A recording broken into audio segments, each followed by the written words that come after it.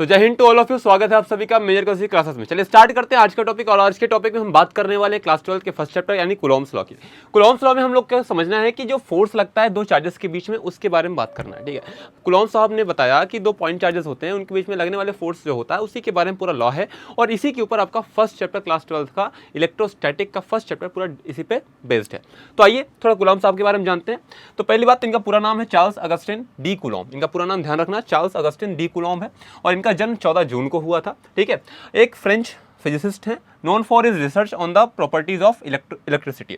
इनको जाना जाता है चार्जेस के ऊपर की प्रॉपर्टीज के ऊपर, या फिर इलेक्ट्रिसिटी के ऊपर, या फिर चार्जेस के बीच में लगने वाले फोर्सेस के बारे में स्टडी करने के लिए।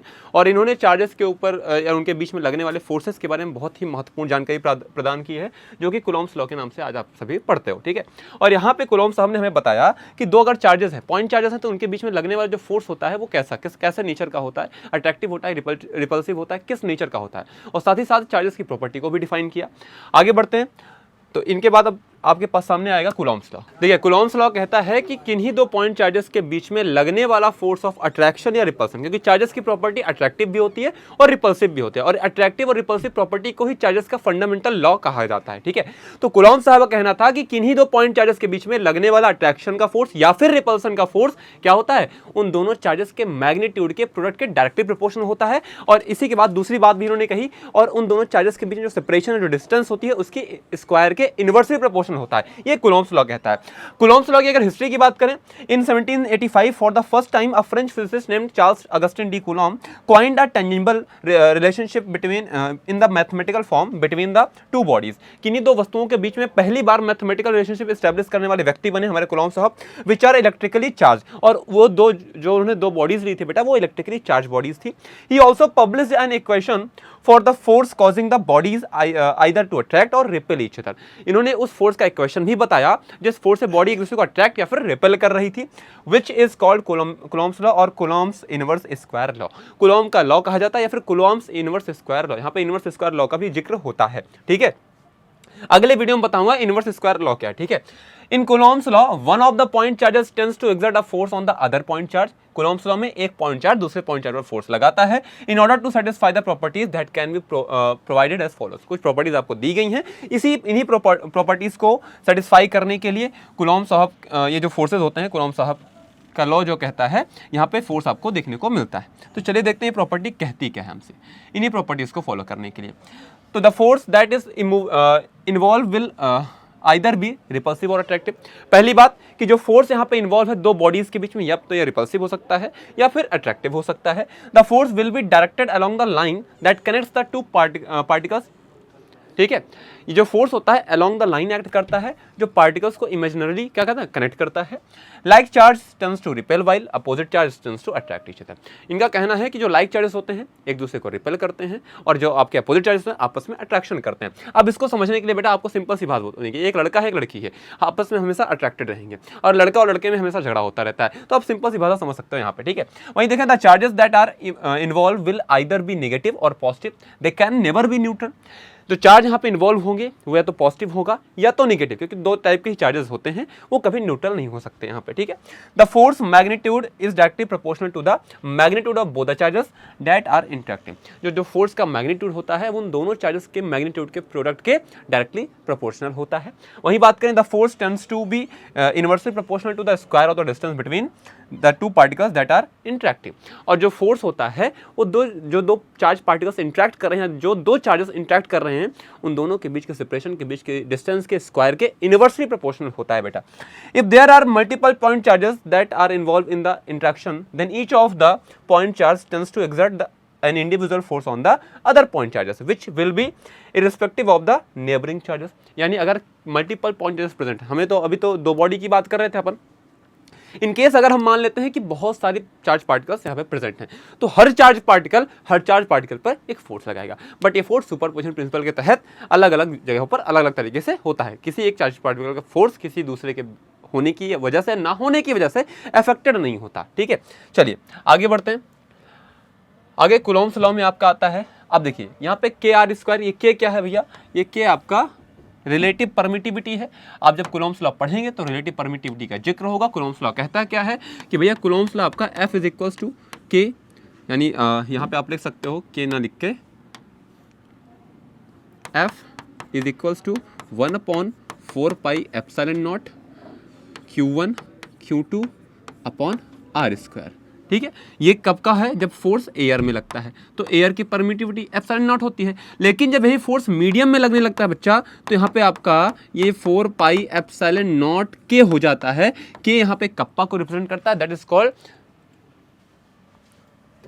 के, यहाँ पर बेटा कप्पा को रिप्रेजेंट करता है, दैट इज कॉल्ड मीडियम की परमिटिविटी। ठीक है, यहाँ पे एप्सिलॉन नॉट के ये पूरा मीडियम की परमिटिविटी के बारे में आपसे बात करेगा। ठीक है, चलिए तो वहीं पे यहाँ पे कहा गया कि ये जो के है ये आपका जो है मीडियम की परमिटिविटी है, यानी के, ये जो के है, ठीक है, डायरेक्ट्रिक कांस्टेंट भी आप इसको कह सकते हो कि जो फोर्स के क्या होता है आपका कह सकते हो के आर स्क्वायर के, ये आपका डायरेक्टली प्रोपोर्शनल होता है, या फिर आप कह सकते हो के आर स्क्वायर बराबर सारी बातें कांस्टेंट हो जाएंगी। और जब के आर स्क्वायर की वैल्यू सारी बातें कांस्टेंट हो गई तो आप कह सकते हो K1 R1 यानी के आर स्क्वायर बराबर कांस्टेंट हो गया बच्चा, तो आप यहाँ से कह सकते हो K1 R1 का स्क्वायर बराबर K2 R2 का स्क्वायर। और इस इक्वेशन से हम काफ़ी सारे न्यूमेरिकल्स को इजीली हैंडल करके सॉल्व कर सकते हैं। ठीक है, after that if the force between two charges that are separated by a distance R0 का मतलब ये वैक्यूम है, एयर में डिस्टेंस है। ठीक है, in vacuum is similar to the force between the same charges separated by अ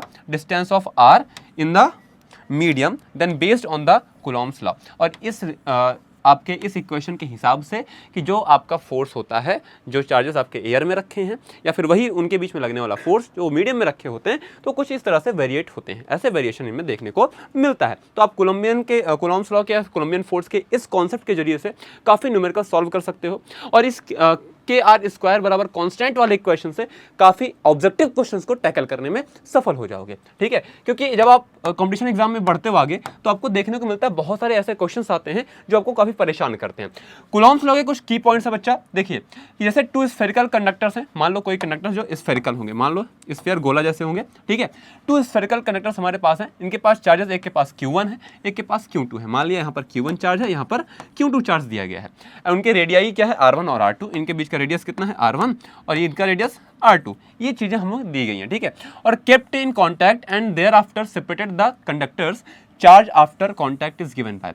देखो बेटा, पहले इनको कॉन्टैक्ट में रखा गया, पहले इनको फिजिकली टच कराया गया और टच कराने के बाद फिर इनको दूर कर दिया गया। अब पूछा है कि इन दोनों के बीच में लगने वाला चार्ज क्या है। ऐसे क्वेश्चन कई बार आए हैं कि एक पे चार्ज क्यों है, एक पे चार्ज 4 क्यों है। अब दोनों आपके स्फीयर्स को, दोनों ऑब्जेक्ट्स को एक आपस में कांटेक्ट कराते हैं, फिर चार्ज तो डिस्ट्रीब्यूट हो जाएगा और जब चार्ज डिस्ट्रीब्यूट होगा तो फिर दोनों के बीच में चार्ज कितना होगा डिस्टेंस को सेम रखने पर।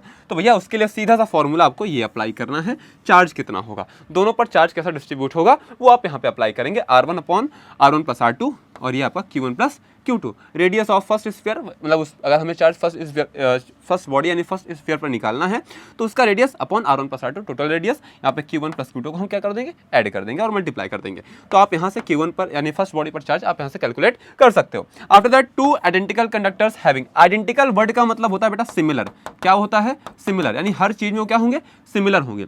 2 identical conductors having Q1 and Q2 charges are kept into contact and then separated after each will have the same charge that is equal to, देखो अब दो आपके पास कंडक्टर होंगे, उनको कांटेक्ट में रखा जाए और कुछ समय का जब दोनों के पास सेम चार्ज होता है तो उनको क्या करते हैं, सेपरेट कर देते हैं। चार्जेस की बात करेंगे, सेपरेशन करेंगे, दोनों के पास सेम चार्ज आते हैं। जैसे आइडेंटिकल्स, यहाँ पे चार्ज क्यों है, यहाँ पे भी चार्ज क्यों है, दोनों सेम है। आइडेंटिकल का मतलब सिमिलर हो गए।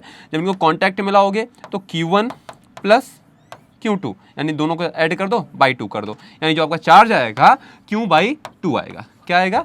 Q/2, यानी दोनों पे चार्ज कितना आएगा, Q/2। ऐसे करके हम सॉल्व कर सकते हैं। तो यहाँ से Q1 - Q2 करके भी आप सॉल्व कर सकते हो। ठीक है, तो ये आपका हो गया चार्ज का डिस्ट्रीब्यूशन। अगर हम चार्ज के डिस्ट्रीब्यूशन की बात कर लेते हैं बच्चा, तो चार्ज का डिस्ट्रीब्यूशन न्यूमेरिकल के लिए बहुत कारगर साबित होता है। अगर आप इस छोटी छोटी बातों को नहीं ध्यान रखते हो तो आगे चल के बहुत बड़ी प्रॉब्लम में आप पढ़ सकते हो।